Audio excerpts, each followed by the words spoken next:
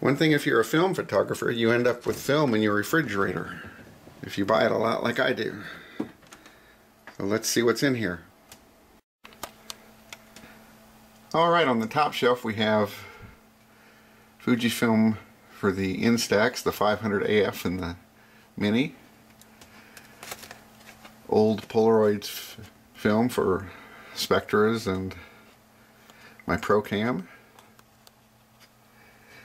Second shelf we have Impossible Project film for SX70s, etc. My last remaining box of Polaroid 600 speed film. This shelf we have Type 100 film for pack cameras from Fujifilm, 100 speed, 3000 speed, color, black and white. Down here we run into more pack film, Polaroid 108, lots of it, sepia film, chocolate, blue, hiding back there in the corner is some 665 positive negative. I don't know that I'll ever shoot that, I just might sell that.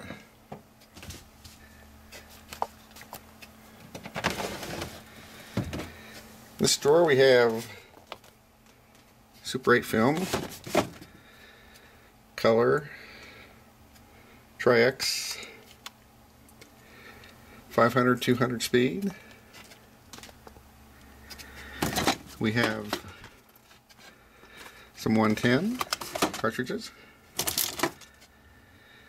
120 film, some Revolog processed film, 35 millimeter, and various 35 millimeters in the back, various speeds.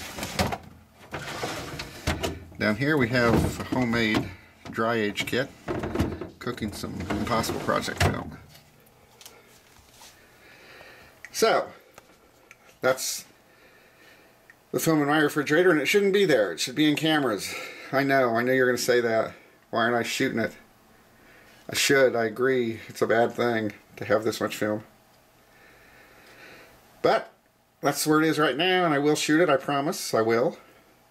But I'd like to see what's in your film refrigerator, so if you'd like to make a video response or put links to your photos of your refrigerator in the comments, I'd like to see it. Thanks. Bye.